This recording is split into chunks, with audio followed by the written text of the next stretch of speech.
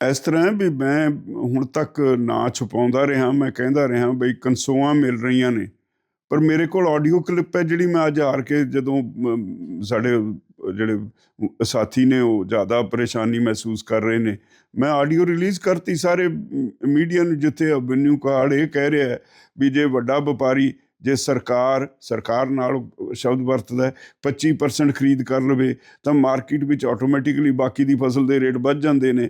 ਤੇ ਜੇ ਇਦਾਂ ਦਾ ਲੌਜਿਕ ਤੁਸੀਂ ਦਿਓਗੇ, ਕੇਂਦਰ ਸਰਕਾਰ ਤਾਂ ਪਹਿਲਾਂ ਹੀ ਖਰੀਦ ਤੋਂ ਭੱਜਣ ਨੂੰ ਤਿਆਰ ਹੈ।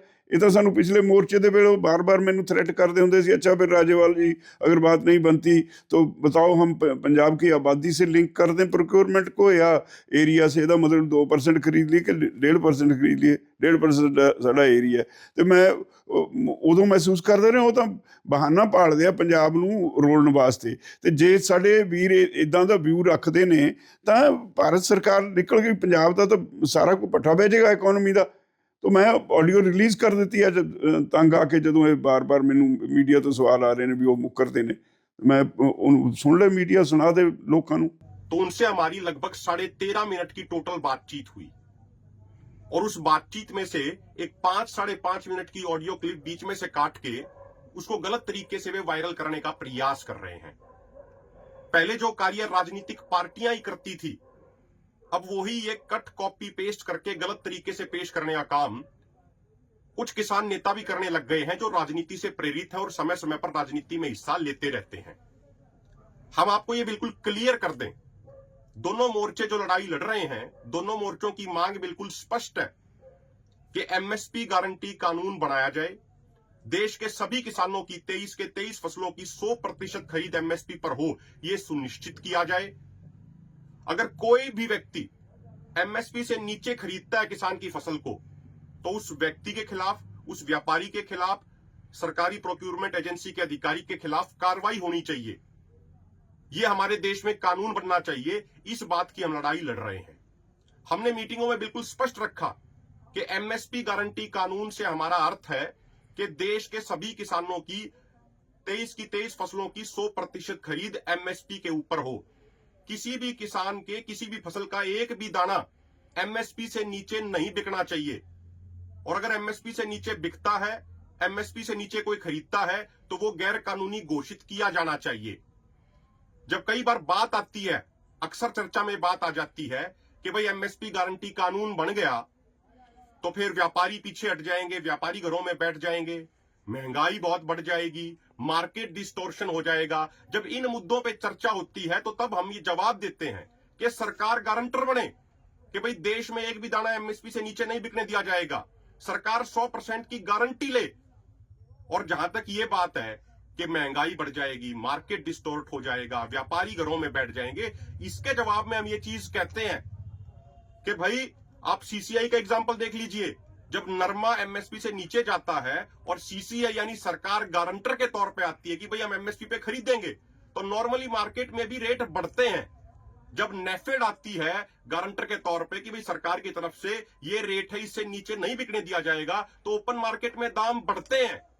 और ये नॉर्मल सी बात है। जब सरकार गारंटर बन जाएगी तो जो बल्क परचेजर होता है, जो सबसे बड़ा खरीदार होता है, वो जिस रेट में खरीदता है, नॉर्मली वो एक बेंचमार्क बन जाता है। तो हमने कहा कि सरकार गारंटर बने, और ये सारी बातें गैर जरूरी हैं कि एमएसपी गारंटी कानून बन गया तो 17 लाख करोड़ का खर्चा आ जाएगा, 18 लाख करोड़ का खर्चा आ जाएगा। इन सब चीजों को हम नकारते हैं और तथ्यों सहित हमने इन सब चीजों को नकारा है। और महत्वपूर्ण बात यह भी है कि आरबीआई की एक रिपोर्ट कहती है कि जो एक किसान का जो प्रोड्यूस है, जो उसकी पैदावार है, जिस रेट में वो बिकती है रिटेल प्राइस पे, उसमें से 30% से भी कम किसान को मिलता है। बाकी 70% बिचौलिए, व्यापारी, मिडलमैन ले जाते हैं। जो 6 महीने मेहनत करता है उसको 30% से भी कम मिलता है, और जो 6 घंटे अपने पास रखते हैं वो 70% ले जाते हैं। जब एमएसपी गारंटी कानून बन जाएगा तो किसान को उचित मूल्य मिलेगा, और जो ये मिडलमैन 70% का जो मार्जिन ले जाते हैं उसमें भी कटौती होगी, और कंज्यूमर को भी फायदा होगा।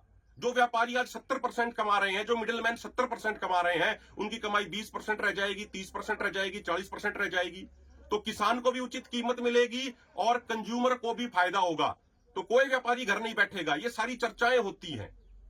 इसके अलावा हमें यह भी समझना चाहिए, किसी व्यापारी ने 2 करोड़ 4 करोड़ 5 करोड़ का अगर इन्वेस्टमेंट करके कोई प्लांट लगाया है, कोई भी फूड प्रोसेसिंग यूनिट लगाई है, आज वो एमएसपी गारंटी कानून ना होने की वजह से 200 रुपया 300 रुपया सस्ता माल खरीद के ज्यादा मुनाफा कमा रहा है, तो कल को जब एमएसपी गारंटी कानून बन जाएगा तो उसके मुनाफे की प्रतिशत घट जाएगी। लेकिन उसका यह मतलब नहीं है कि वो 5 करोड़ 7 करोड़ का अपना प्लांट बंद करके घर बैठ जाएगा। बस इतना हो जाएगा कि उसके मुनाफे का प्रतिशत घट जाएगा। और देश के किसानों को यह भी समझना चाहिए कि जो लोग डब्ल्यूटीओ के हिमायती रहे हैं, जो लोग डब्ल्यूटीओ के पक्ष में लिखते रहे हैं, वो कभी नहीं चाहेंगे कि देश के किसानों के लिए एमएसपी गारंटी कानून बने, क्योंकि डब्ल्यूटीओ भी नहीं चाहता कि एमएसपी गारंटी कानून बने। डब्ल्यूटीओ भी नहीं चाहता कि एमएसपी रहे, किसानों को एमएसपी मिले। ये डब्ल्यूटीओ नहीं चाहता है, ये हम सब जानते हैं। और जो लोग किसान होने के साथ साथ व्यापारी भी हैं, वो भी नहीं चाहेंगे कि एमएसपी गारंटी कानून बने, क्योंकि पूरे देश में एमएसपी गारंटी कानून बन गया तो वो लोग जो दूसरे स्टेटों से, बिहार से, यूपी से 200 रुपया 300 रुपया 400 रुपया 1000 रुपया सस्ता जो अनाज लेके आते हैं, जो धान लेके आते हैं और उस पर फिर मोटा मुनाफा कमाते हैं, उनकी वो मुनाफाखोरी बंद हो जाएगी। तो ऐसे जो व्यापारी हैं इस तरह के, वो भी नहीं चाहते, सेलर मालिक भी नहीं चाहते कि एमएसपी गारंटी कानून बने। इसीलिए ये लोग जानबूझ के किसानों को, लोगों को भ्रमित करने का कार्य करते हैं। ऐसे लोगों को सोचना चाहिए, अपने अंदर झांक के देखना चाहिए कि राजनीतिक पार्टियों की तरह ऑडियो क्लिप्स को 13.5 मिनट की ऑडियो क्लिप को बीच बीच में से काट के गलत तरीके से वो पेश करते हैं। ऐसे लोगों को खुद के अंदर झांकना चाहिए, आत्ममंथन करना चाहिए कि वो किस स्तर तक लगातार नीचे गिर रहे हैं। और हम देश के किसानों को ये बिल्कुल क्लियर कर दें, बिल्कुल स्पष्ट कर दें, पिछले 1 साल से जो आंदोलन चल रहा है एसकेएम नॉन पॉलिटिकल और केएमएम के नेतृत्व में, हमारी मांग बिल्कुल स्पष्ट है। देश के सभी किसानों की 23 फसलों की 100% खरीद एमएसपी के ऊपर होनी चाहिए।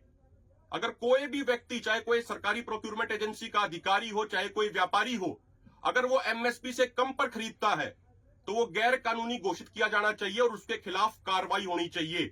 तो ये हमारी बिल्कुल क्लियर कट मांग है। देश के लोगों को ये पूरे तरीके से समझना चाहिए, किसी तरीके से भ्रम में नहीं पड़ना चाहिए, किसी की भी गलत बयानबाजी का शिकार नहीं होना चाहिए।